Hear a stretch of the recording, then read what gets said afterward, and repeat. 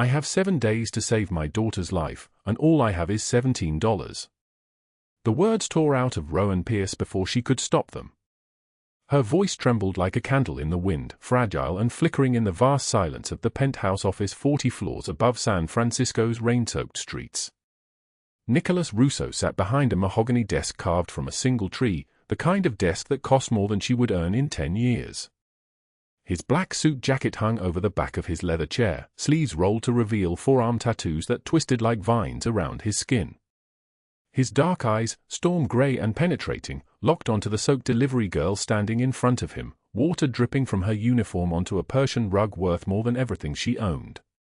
The humid August air hung thick with cigar smoke and expensive leather. Thunder rolled through the floor-to-ceiling windows, each rumble shaking the glass like an animal testing its cage. Marco and Franco, his lieutenants, froze mid-motion by the bar cart. Their hands hovered above crystal decanters. Their mouths opened slightly, then closed. In 15 years of working for Nicholas Russo, they had never seen him ask a civilian a personal question. They had never seen him lean forward like this, elbows on the desk, the expression on his face raw and unguarded as a wound. Rowan's drenched delivery bag still hung across her chest. The straps left marks on her shoulders like brands. Her hands shook as she clutched a crumpled envelope with a hospital logo printed in blue ink. St. Mary's Children's Hospital. The word seemed to glow under the fluorescent lights. "What is your daughter's name?" Nicholas asked. His voice came out so quiet that grown men had to lean forward to hear it. Like thunder, but the kind that comes before the storm, not during. "Ava," Rowan whispered. "She is 6 years old." The entire room went absolutely still. But what nobody in that penthouse understood, what the lieutenants did not know, what Nicholas himself had not yet pieced together, was that 5 hours earlier, this same man had been bleeding out in an abandoned warehouse with a bullet hole torn through his shoulder. He had been on the concrete floor, blood spreading across his white shirt, his vision swimming as voices shouted above him. And the woman standing before him now was the reason he was still alive. She had seen something she should never have seen. She had done something nobody expected her to do. And in doing it, she had changed the trajectory of both their lives forever. But Nicholas did not know that yet. He only knew that when he looked at this trembling woman in a soaked delivery uniform, something cold and dangerous stirred in his chest. Something he thought he had killed years ago. Before we continue, drop a like if this story is hitting you. Share it with someone who needs to hear it and subscribe so you don't miss what comes tomorrow. Now let us go back to the beginning, to a rain-soaked highway where everything changed. 7 hours earlier, Rowan Pierce counted her money on the cracked bathroom sink of her studio apartment in the Mission District. $17.43. She arranged the bills in a line. 1 $5 bill. 3 ones. For quarters. 3 dimes. 3 pennies. Each piece of currency was a small weight pressing against her chest, a reminder of what she could not afford. The bathroom mirror reflected her face back at her, hollow eyes with dark circles like bruises underneath, cheekbones sharp from skipped meals, hair that had not been cut in 9 months. She was 28 years old but looked like someone who had lived twice that long. The rain outside pounded against the window, August humidity making everything stick and cling like a skin she could not shed. "Mommy, is Ava ready for school?" A small voice called from the other room. That was her neighbor, Mrs. Chen, watching Ava while Rowan worked the night shift at the delivery service. 6-year-old Ava had been born with a congenital heart condition, a defect that meant her tiny heart did not pump correctly, that every breath was borrowed from a future she might not have. The surgery cost $85,000. The hospital had given her a payment plan. $85,000, and they wanted it in 7 days, or they would remove Ava from the surgical schedule and list her as insufficient funds. Those were the words they used. Insufficient funds. As if a 6-year-old child could be considered an amount of money that did not add up correctly. Rowan's phone buzzed. A text from the delivery service, weather delay. No runs tonight. Stay on call. No runs. No runs meant no tips. No tips meant no groceries. No groceries meant she would eat what Mrs. Chen had left her, reheated lo mein from the restaurant where she worked, and save what she had for Ava. She had learned to count the cost of everything. A single egg, 20 cents. A loaf of bread, $1.99. Ava's heart surgery, $85,000, which might as well be 85 million because the number was so large it stopped being real. It became like a curse that could not be erased, a word people spoke but nobody believed. Her phone buzzed again. This time it was a different notification. A reminder from St. Mary's Hospital. If payment is not received by August 18th, Ava Pierce's surgical appointment will be cancelled and reassigned to another patient. August 18th was 6 days away. Rowan had been a delivery girl for 3 years. Her scooter was held together with duct tape and prayer. The brakes had been making a grinding sound for 2 months, a sound like metal teeth trying to chew through something too hard. She had meant to fix them. She had looked up the cost, $375 for new brake pads and labor. $375 she did not have. She grabbed her jacket, soaked already from the humidity, and headed for the door. "Tell Ava I love her," she said to Mrs. Chen, who nodded from the kitchen, understanding without words the weight that Rowan carried. The night was black and endless. Rain fell in sheets across San Francisco's streets, water running down the hills in rivers, pooling in gutters and overflowing onto the asphalt. Rowan pushed her scooter to the edge of the highway, waiting for a delivery call that might not come. The storm had closed most restaurants, shut down most services. The city was emptying out, going to ground, waiting for the weather to pass. At 11:08 p.m., her phone finally lit up. Run to the Embarcadero. Restaurant supply order. $25 tip if you make it in 10 minutes. $25. That was milk for Ava. That was bread. That was one more day of grace. She kicked the scooter to life. The engine sputtered, coughed, turned over. The rain hammered against her helmet as she merged onto the highway, heading north toward the waterfront. The storm was getting worse. Wind gusts pushed her toward the center line. The scooter was light, easy to topple, and she felt it shifting under her, trying to find its balance on wet asphalt. The brakes were grinding worse than before. She eased into a gentle curve, and that was when she felt it, the pedal going soft, going dead, no resistance, no grip. The brakes had failed completely. Not broken. Not slipping. Gone entirely, as if they had never existed. The scooter accelerated toward the center divider. Rowan twisted the handlebar left, trying to swerve, but the bike was already committed to its path. The guardrail was coming up fast, a blur of metal and rust. She was going to hit it at 40 miles per hour. She was going to flip. She was going to roll across the wet asphalt and break into pieces. She was going to leave Ava alone. That thought was sharper than the fear. But the crash never came. Instead, 3 black SUVs materialized through the rain like ghosts, forming a wall directly in her path. Rowan's scooter slammed into the lead vehicle at 38 miles per hour. Her body flew forward, sailing over the handlebars, spinning through the humid air. The world became a chaos of rain and darkness and the taste of blood on her tongue. She landed hard on her shoulder. The impact drove all the air from her lungs. Her vision swam. The ground was wet and cold beneath her cheek. Through the rain, she heard footsteps. Heavy boots on asphalt. Multiple sets. Men's voices, low and coordinated. What the hell happened? Brake failure. Look at the bike. More footsteps. A shadow fell across her face.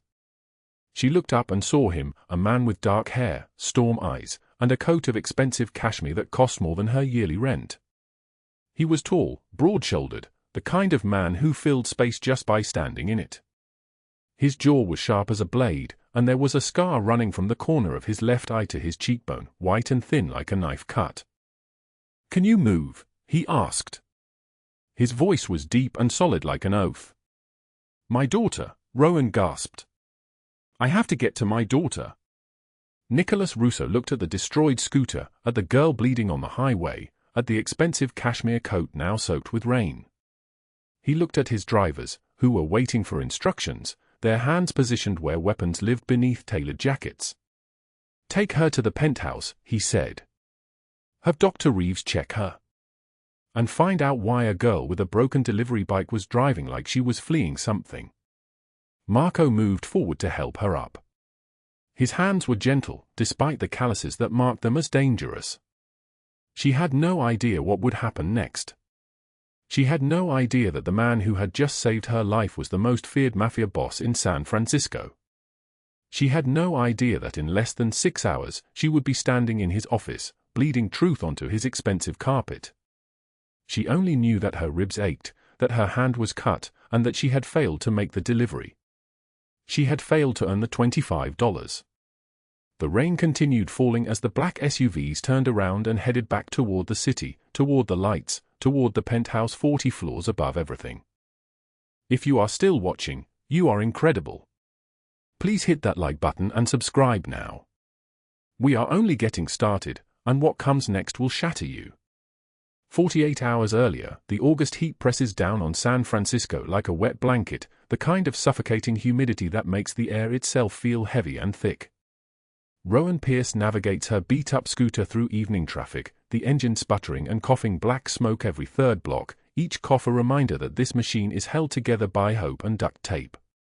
She is 26 years old, wearing a red delivery uniform 2 sizes too big because it was the only one left at the service center, her dark hair pulled back so tight it stretches the skin at her temples, and there are shadows under her brown eyes that speak of sleepless nights counting pennies and wondering how to survive.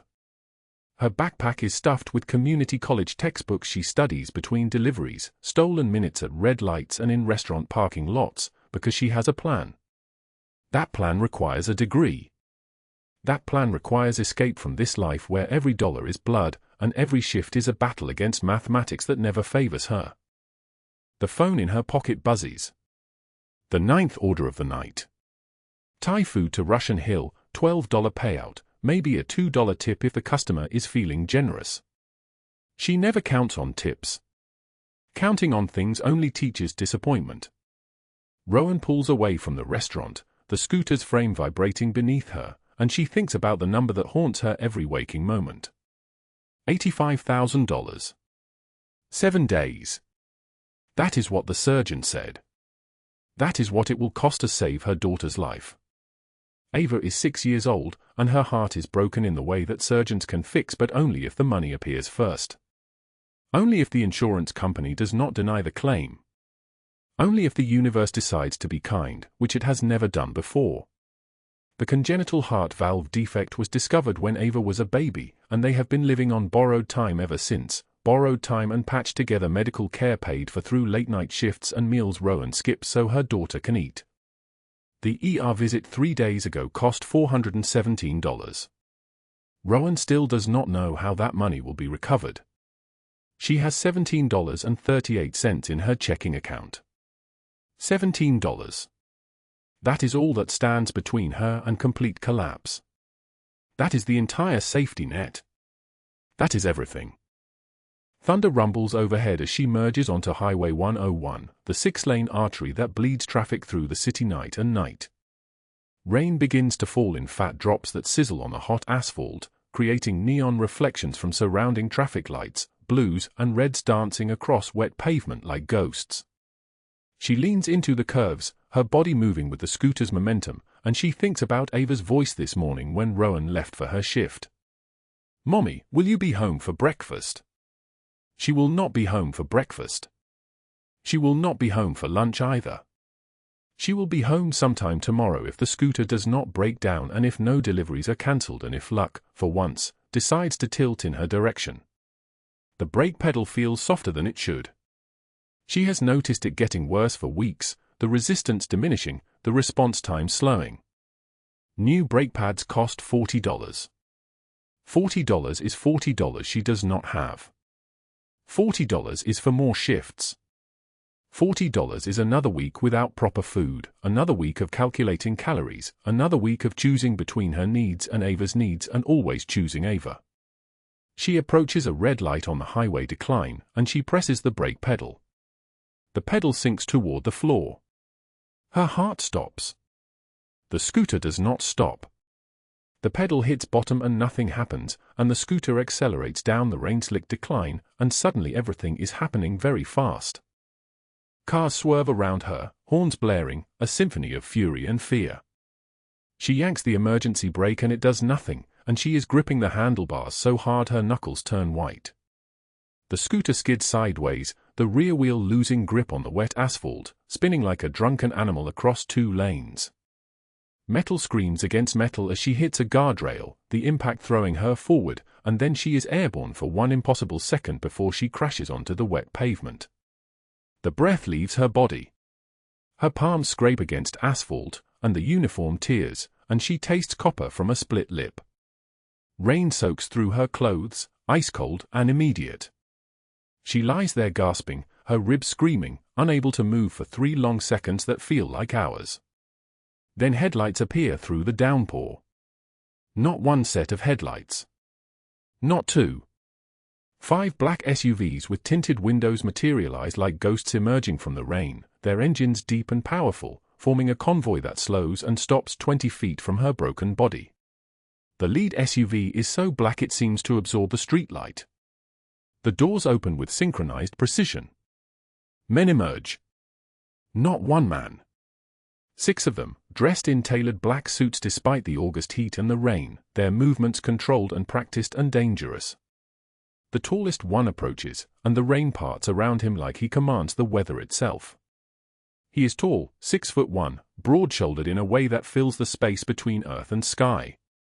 His jaw is sharp as a blade, and there is a scar running from the corner of his left eye to his cheekbone, white and thin like a knife cut, like a mark that says he has been through things that would break ordinary men. He looks down at her. His eyes are storm gray and penetrating, and when he looks at something, it is as if he is seeing through it, past it, into the truth underneath. Nicholas Russo does not know her name. He does not know about Ava or about the surgery or about the $17 in her checking account. He just sees a woman lying broken on a highway where his enemies have set ambushes before, where he has lost men, where death is always waiting in the rain. "Can you move?" he asks. His voice is deep and solid like an oath. She pushes herself up on her elbows, and pain runs through her ribs like fire. "My daughter," she gasps. "I have to get to my daughter. Ava is at the daycare center. My neighbor is watching her. I was supposed to be home at 10. It is already past midnight, and if I do not make that delivery..." "The delivery does not matter," Nicholas says. He is not looking at her with compassion. He is looking at her the way a general surveys a battlefield, taking in information, calculating details. "Which hospital?" "What?" "You are injured. Which hospital do we take you to?" Rowan shakes her head. She cannot afford a hospital. A hospital visit means tests and x-rays and ER fees, and she has already spent $417 3 days ago, and Ava's surgery costs $85,000, and the math is getting worse every single day. "No hospital," she says. "No hospital. I am fine. I just need..." Marco steps forward, the lieutenant with calloused hands and eyes that have seen things that made them older than his face. His hands are gentle despite the calluses that mark them as dangerous, despite the weapons he carries the way other men carry pens. He helps her to her feet with the careful control of someone used to handling fragile things. She is fragile. She is made of breaking points and desperation and a love so large it is consuming her from the inside. "Take her to the penthouse," Nicholas says. "Have Dr. Reeves check her. And find out everything about this girl. Where she comes from. Where she is going. Why her scooter failed at exactly the moment we were passing." The convoy moves like a choreographed dance, and Rowan finds herself in the back of an SUV that smells like expensive leather and smells nothing like her life. The streets of San Francisco blur past the tinted windows, and she thinks about Ava, and she thinks about the time, and she thinks about how a broken scooter has somehow caught the attention of a man who looks at people the way other men look at chess pieces. What happens next will require Rowan to make a choice that will rewrite everything. The warehouse on Pier 29 erupts.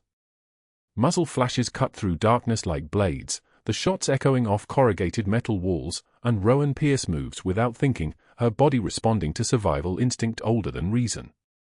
She slams into Nicholas Russo's side just as the assassin's pistol fires, the bullet meant for his heart tearing through his shoulder instead, and he goes down hard, blood spreading across white silk in a crimson bloom that will haunt her for 3 days. This is how the world finds out that a delivery girl making $12 per order would bleed for a man she met 6 hours ago. This is how Nicholas Russo discovers that someone finally sees him as human instead of weapon. The warehouse falls silent except for rain hammering the metal roof like drumfire. Marco and Franco return fire, their weapons answering the assassin's challenge, but Nicholas stays focused on one thing, Rowan's hands pressing against his shoulder, her delivery uniform soaking up his blood, her lips moving in a prayer she whispers every night over her daughter's hospital bed. He sees her. Truly sees her. Not as a delivery girl. Not as a coincidence. As someone willing to break her own survival rules for a stranger. Now, let us go back to understand how a woman with $17 in her account came to be the only person in San Francisco willing to save the city's most dangerous man. 22 hours earlier, Rowan Pierce stood in her studio apartment in the Tenderloin at 6 in the morning, counting coins on a formica table scarred by cigarette burns from previous tenants. $2.37 in quarters and dimes. Her checking account showed $14.63. Total assets on planet Earth, $16.99. Against that sat Ava's hospital bill, printed in black ink that looked like a curse, $85,000. The surgery date circled on a calendar hanging beside the kitchen sink, 7 days marked in red pen. 7 days. She did not cry. Her tears had dried up somewhere between month 2 and month 4 of Ava's diagnosis, back when the doctors first explained bicuspid aortic valve and irreversible cardiac damage and the word inoperable hanging in the air like a death sentence. Rowan showered in water barely above freezing because the building's boiler had been broken for 6 weeks and the landlord had pocketed her repair requests, then made calls to her 3 delivery services, Food Run, Quick Eats, and Express Meals. She needed every dollar. $12 per order, plus tips if the customer believed she deserved them, which most did not. The rain that evening came down in sheets, the kind of rain that turned San Francisco's streets into rivers of neon and despair. Rowan's delivery scooter, held together with duct tape and prayers, sputtered to life at 5:45 in the afternoon. The brake fluid had been low for 2 weeks. She knew this. She ignored it because fixing the scooter meant $300 she did not have, and $300 meant 30 deliveries, and 30 deliveries meant time away from Ava, and Ava needed her more than the scooter needed maintenance. By 8:30 in the evening, she had completed 12 deliveries and earned $144 before tips. A Buddhist family in Pacific Heights gave her $20 and blessed her in Cantonese. A tech executive in Soma gave her nothing but a dismissive nod. The math was always the same, impossible. The highway on-ramp in the Mission District where everything changed was dark and slick with rain. Her brakes began to fail at mile marker 17. First it was a soft fade, a slight cushion in the pedal resistance. Then nothing. Complete hydraulic failure. The scooter's front wheel caught a pothole and began its final descent into wreckage just as a convoy of black SUVs emerged from the storm like a fleet of sharks. Rowan threw herself sideways, felt the scooter slide beneath her, tasted asphalt and rain, and came to rest on the highway shoulder with a torn delivery bag and 3 broken ribs that she would not discover until 3 days later. Above her, the convoy stopped. Car doors opened in perfect synchronization. Men in tailored black suits emerged into the downpour, their leather shoes moving with practiced purpose toward the crumpled scooter. The leader was tall and broad-shouldered, storm-dark eyes taking in the scene with the calculation of someone used to assessing threats. His suit cost more than everything Rowan owned. His watch cost more than her rent. His presence displaced the air around him like a weapon. This was Nicholas Russo. 22 years in the underworld. 15 years as the city's most feared man. Every major operation from Vancouver to Los Angeles moved through his network. He carried himself like a general surveying a battlefield, taking in information, calculating details with mathematical precision. He crouched beside Rowan, and his voice came out low and steady, like gravel smoothed by expensive scotch. "You are hurt." She shook her head. Movement sent pain shooting through her ribs, but she did not cry out. Years of hiding pain from landlords, from utility companies, from Douglas Hale, she was an expert in suffering silently. "Which hospital?" Nicholas asked. "What? You are injured. Which hospital do we take you to?" Rowan shook her head harder, desperation overriding sense. She could not afford a hospital. An ER visit meant testing and x-rays and bills that would push her past the point of no return. She had already spent $417 3 days ago. Ava's surgery cost $85,000. The math was getting worse every single day. "No hospital," she said. "I am fine. I just need to finish my deliveries. I have 3 more tonight." Something flickered across Nicholas's face.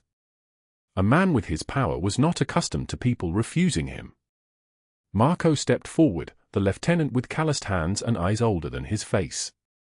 His hands were gentle despite the calluses, despite the weapons he carried the way other men carried phones. He helped Rowan to her feet with the careful control of someone trained to handle fragile objects, which is what she was. Fragile. Made of breaking points and desperation and a love so consuming it was eating her from the inside. "Take her to the penthouse," Nicholas commanded. "Have Dr. Reeves check her. And find out everything about this girl. Where she comes from. Where she is going. Why her scooter failed at exactly the moment we were passing." The convoy moved like choreographed dancers, and Rowan found herself in the back of an SUV that smelled like expensive leather and gun oil. Rain hammered the tinted windows. The streets of San Francisco blurred past. She thought about Ava sleeping at her grandmother's apartment 3 blocks away. She thought about the time. She thought about how a broken scooter had caught the attention of a man who looked at people like a chess master studying a board. They drove for 37 minutes through flooded streets to a penthouse on Nob Hill overlooking the city. The elevator rose 40 floors without sound. The office where they stopped had floor-to-ceiling windows and furniture that cost more than Rowan would earn in 10 years of deliveries. A man in a white coat introduced himself as Dr. Reeves. He examined her ribs with the efficiency of someone used to treating injuries that came with stories no one would tell the police. 3 ribs, he said. Bruised severely, but not broken. Tape them tight. No heavy lifting for 2 weeks. And your shoulder has a deep laceration. Need stitches. While the doctor worked, Nicholas stood at the window, phone pressed to his ear, speaking rapid Italian that ended with the warehouse on Pier 29. Rowan heard danger in those words. She had learned to hear danger the way other people heard music. 3 hours later, the phone rang in Nicholas's office. Franco answered and his face went blank, the kind of blank that meant someone was about to die tonight. "They got a message," Franco said quietly. "Douglas Hale. He is planning something. That name. That name." Nicholas turned to Rowan, and in his eye she saw something shift. A question forming. A threat becoming personal. Who is Douglas Hale? The silence in the room stretched like pulled glass. The concrete curb beneath Rowan Pierce is still wet, soaking through her jeans, the humid August morning air so thick she can taste it, exhaust fumes mixing with hospital antiseptic, creating something that turns her stomach. Her hands shake as she opens her banking app for the 30th time in 2 hours, as if the numbers might have magically changed overnight, but they have not. $17.12. That is all she has. The surgery costs $85,000. And her daughter is dying 40 feet above her head in a pediatric intensive care unit. The phone call came at 6 in the morning. Ava collapsed during breakfast at her grandmother's apartment. The heart valve failure accelerating faster than predicted. The doctors used words like critical and irreversible damage and 24 hours maximum. Rowan had held the phone so tightly her knuckles turned white, but she did not cry. Her tears had dried up somewhere between her second job and her third shift, somewhere between this month's eviction notice and last month's missed rent. She thinks about the Golden Gate Bridge. About how easy it would be to walk out to the middle and let the fog swallow her whole. About how Ava would be better off without a mother who cannot save her, who cannot protect her, who cannot even afford brake pads for a scooter. Her fingers hover over her grandmother's contact number. She is composing the words in her head, words that sound like goodbye, when her phone buzzes. A text from an unknown number. 3 words that change everything. The warehouse on Pier 29 stands like a monument to secrets, metal walls rusted orange from salt water, windows filmed with decades of grime. Rowan pushes through the heavy door at 9:27 a.m., and what she finds inside steals her breath. 20 men in black suits line the warehouse walls, standing at attention like soldiers before a general. Marco and Franco flank a metal table at the center. And on that table sits a leather portfolio, open, photographs and documents spread across its surface like evidence of war. But there are 2 other figures present, and Rowan's blood turns to ice water in her veins. Douglas Hale kneels on the concrete floor. His wrists bound with zip ties, a piece of black duct tape across his mouth, his face already swelling from what looks like a one-sided conversation with Marco's fists. His eyes widen when he sees Rowan, and terror floods across his features like a dam breaking. Evelyn Blackwell sits in a metal chair beside him. Her designer dress torn at the seam, her perfect makeup streaked with tears, her manicured hands trembling as she stares at the portfolio in front of Nicholas Russo that contains printed records of every false complaint, every destroyed job reference, every malicious lie she has spread for the past 8 months. Nicholas stands when Rowan enters. His suit is charcoal grey, tailored to his broad shoulders, a shirt of white silk open at the throat revealing the faint scar that runs from his collarbone upward. His eyes meet hers across the warehouse, and his voice carries across the empty space like a blade wrapped in ice. "You asked me why I would help you," he says. "Here is your answer.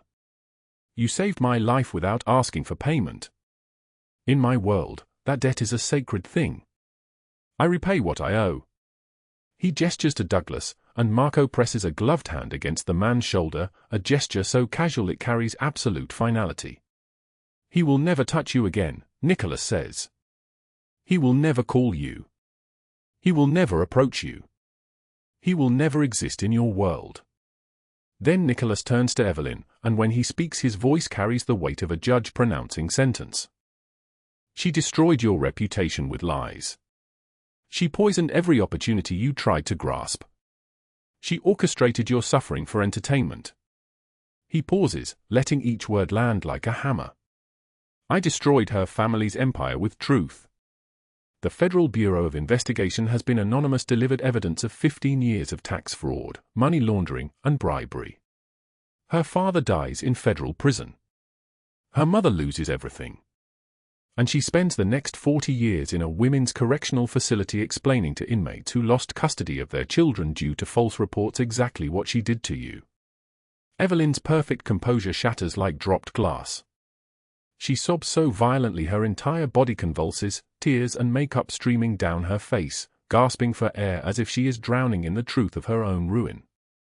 What Rowan does not know, what only Nicholas knows, is that this moment was preceded by 12 hours of systematic destruction that Marco and Franco executed with surgical precision. At 10 in the evening the night before, 12 men in black tactical gear moved through Douglas Hale's construction site office like ghosts, pulling him from behind his desk mid-phone call, zip-tying his hands before his fingers could close around the pistol in his drawer. Marco leaned down and spoke 3 sentences in a voice cold enough to frost glass. "You terrified a woman who has done nothing but work and survive. Nicholas Russo owns your life now. Every breath is a gift." Douglas collapsed like his spine had turned to water, trembling, begging, his voice cracking as he babbled apologies and promises and pleas to a man who had already decided his fate hours before. For Evelyn, the reckoning came at dawn. FBI agents in black windbreakers fanned across her Pacific Heights mansion like locusts, serving a warrant based on anonymous tips about tax evasion and embezzlement, documents that mysteriously appeared in a federal prosecutor's inbox overnight. Evelyn was dragged from her bed in silk pajamas, neighbors recording on their phones, cameras flashing as police cars with lights spinning blocked off the entire street. By 7 in the morning, she was on the news. By 9, she was trending. By noon, every social media platform in the city was showing the video of her arrest, her screaming denials, her perfectly constructed life collapsing in real time. The FBI agent's words, captured on a doorbell camera that would go viral within hours: "Your family owned half this city." Past tense. Nicholas slides a cashier's check across the table to Rowan. The number printed on it is $85,000. The date is that morning. The account belongs to a shell corporation with no connection to anything that could ever trace back to him. "Dr. Helena Torres," he says. "The best pediatric cardiac surgeon on the West Coast. She is expecting you at 2 o'clock this afternoon at UCSF Medical Center. She is the best because she does not accept insurance payments or limitations. She accepts payment in full and delivers miracles." Rowan's hands shake as she reaches for the check. The paper feels impossibly light, impossibly weightless for something that weighs more than her entire existence. "There is no debt," Nicholas says quietly. "No strings. You saved my life. I save your daughter's life. We are even." The warehouse is so silent that Rowan can hear the water lapping against the pier pilings outside, a rhythm like a heartbeat, like Ava's heartbeat in the hospital bed upstairs, like the sound of a second chance arriving exactly when all hope has died. She stands there holding the check, staring at the two people who made her life hell now facing their own annihilation, and she hears herself whisper the words that started everything. "I have 7 days to save my daughter's life, and all I have is $17. Nicholas steps closer, his movements deliberate and controlled, and he places his hand over hers on the check. "You have more than $17 now," he says. "You have my word. And in this city, my word is worth more than gold. It is worth everything." The men in the warehouse watch this moment, the most powerful man any of them have ever served, kneeling beside a woman in a worn delivery jacket, placing his hand over hers on a check that is worth more than their annual salaries. In 15 years, Marco has never seen this. Franco exhales slowly, understanding without words that something has shifted in the order of the world. Footsteps echo across the warehouse floor as Nicholas's men begin to move. Some escort Douglas toward a waiting van, toward a fate worse than death, years of labor in Central America, chained to men who understand that some debts are paid through suffering. Others surround Evelyn, reading her rights, placing her in handcuffs that match the metal chair she had been sitting in. Rowan looks at the check in her hands. The number has not changed. The weight is still impossible. The hope is still there, fragile as a candle in the wind, but burning. She thinks about Ava. She thinks about surgery at 2 o'clock. She thinks about a future where her daughter runs and plays and goes to school and becomes whatever she dreams of becoming, because one hand reached out at the right moment and changed an entire life. Sometimes that is all it takes. 3 months had passed since the warehouse. 3 months since Nicholas placed his hand over Rowan's on a check that rewrote her entire future.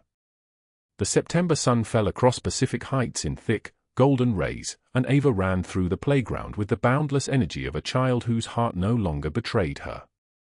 Rowan sat on a bench, community college textbooks spread beside her, watching her daughter climb the jungle gym without stopping to catch her breath. A privilege. A miracle. Something she had not believed possible when she had $17 and 7 days and no hope left in her body. The scholarship came through 2 weeks after Nicholas's men dismantled her enemies. The job came a week after that. $85,000 per year as a logistics consultant for Russo Imports, a company that had recently pivoted from untraceable operations to entirely legitimate shipping along the San Francisco waterfront. No one questioned it. Everyone understood that Nicholas Russo did not make accidental decisions. If Rowan Pierce was on his payroll, there was a reason that transcended normal business logic. Douglas Hale boarded a cargo plane to Honduras 3 months ago. His screaming face pressed against the window as the aircraft accelerated down the runway, visible to the 3 Moretti family representatives who stood watching from the tarmac with expressions carved from stone. His new employment was indefinite. His new employers understood that some debts were paid through suffering, through labor in places where time moves differently and mercy is not a concept anyone recognizes. Officer Bryant, who had ignored every report Rowan filed about Douglas's stalking, now sat in an internal affairs office while federal investigators picked through evidence that arrived anonymously at the police commissioner's desk. Photographs. Recordings. Text messages documenting years of corruption, of looking away for cash payments, of letting connected men do whatever they wanted to women they considered nobody. The investigation was ongoing. Bryant's pension was already frozen. Evelyn Blackwell awaited trial in county jail. The bail hearing had been straightforward. Flight risk, the judge declared, striking her gavel with finality. A woman whose family had funneled millions through property fraud, whose foundation was built on lies and stolen reputations, suddenly had no one to buy her way out of consequence. Her social media accounts had been deleted after someone posted comprehensive evidence of her harassment campaigns. The comments section became a conflagration where other victims emerged from the silence, and their stories reinforced each other like foundation cracks spreading outward until the entire structure collapsed. Evelyn's family's real estate empire was liquidated to pay legal fees and federal fines. Her attorneys sent a letter begging for a statement of forgiveness that might reduce her sentence. Rowan burned it in her apartment's fireplace without reading past the first line. The apartment was hers now. 3 bedrooms on the 15th floor of a building in Hayes Valley, rent paid through a legitimate trust that Nicholas had established before she even understood what was happening. She had signed papers that her lawyer, a sharp woman named Catherine who worked pro bono for women in her situation, explained with careful precision. The apartment belonged to her. The trust was irrevocable. No one could take it. Ava called out from the jungle gym. "Mama, watch this." The word landed differently each time her daughter spoke it. Mama. Mother. Not the title of a role anymore, but the confirmation of a bond that had survived poverty and fear and the kind of darkness that makes people stop believing in light. Rowan stood and applauded as her daughter balanced on the highest rung, 6 years old with a new heart valve beating perfect and steady inside her small chest. Nicholas appeared at school pickup 3 times a week now. He would step out of a black SUV in tailored charcoal suits, his scar visible along his left cheekbone when he smiled, and he would crouch down to Ava's eye level and ask about her day in Italian phrases he had been teaching her. "Come stai? How are you? Che cosa hai imparato oggi?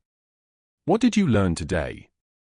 Ava loved him with the uncomplicated ferocity of children who have not yet learned that people can disappoint you.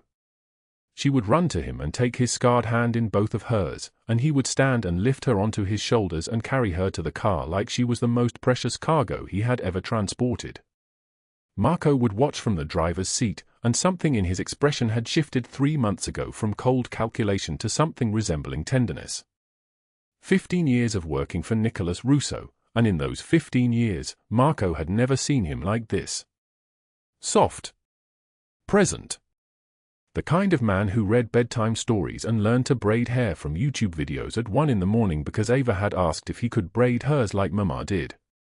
One evening in Nicholas's penthouse office, rain fell on San Francisco's streets below, and Rowan asked the question that had lived inside her since the warehouse. "Why me?" Her voice was small in that enormous room. "You could have left me on that highway. You could have let your doctor patch you up and never seen me again. Why did you save us?" Nicholas stood at the window for a long moment. The rain picked up, drumming against the glass like a heartbeat. He did not turn around immediately. When he finally spoke, his voice was deeper than usual, shaped by something that resembled grief. "My father was murdered when I was 16. The words came slowly, each one weighted. I watched from a supply closet while the Castellano family put 2 bullets in his head over a territory dispute. I have been empty inside ever since because revenge does not fill the hole that loss creates. I built this empire on vengeance, but vengeance only digs the hole deeper. He turned to face her then, and his eyes held the kind of honesty that only comes when someone has decided to stop hiding. You were the first person in 15 years who looked at me and saw someone worth saving, not someone to fear or use. You saw a man who was bleeding on a warehouse floor, and instead of running, you asked if I was okay. No one had asked me that in decades. That is why. Rowan crossed the room and took his scarred hand in hers. The gesture was more intimate than any kiss because it was a choice. A conscious decision to bind their darkness together and create something resembling light. "I am sorry," she whispered. "For what?" "For what you lost. For what you had to become to survive it." Nicholas squeezed her hand. "I am not sorry anymore. I am sorry for every moment before you, and grateful for every moment after." 6 months after the highway collision, on a humid February evening when San Francisco's rain had finally paused and the streets gleamed with neon reflections under clearing skies, Rowan stood in Nicholas's penthouse wearing a simple black dress. Her college acceptance letter hung framed on the wall beside Ava's perfect report card. She was no longer a delivery girl but a woman who had survived and been transformed by survival. Nicholas entered from his office where Marco and Franco were coordinating a business expansion into legitimate ports along the California coast. His shoulder had healed. The scar remained, permanent as a reminder of the night everything changed. He stood beside Rowan at the floor-to-ceiling windows, and they watched the city lights together while Ava slept in the guest bedroom she had claimed as her own. "Do you regret it?" Rowan asked. "Helping someone like me?" "I regret every life I took in the 15 years before you," Nicholas said. "I do not regret the 2 lives I saved by knowing you." The rain began again, soft and steady against the windows. Below, the streets transitioned from darkness toward dawn. Rowan thought about $17 and 7 days and a broken scooter and a dying daughter. She thought about a man with a scar across his face who had stopped his convoy on a rain-soaked highway. She thought about the moment when she realized that sometimes the most powerful person in a city is just as lost as the poorest person on the street. Sometimes one hand reached out at the right moment can change an entire life. If this story touched your heart, please subscribe to the channel, like and share this video with the people you love. Every comment you leave is a precious source of motivation. We wish all of you good health, a joyful life, and days filled with peace.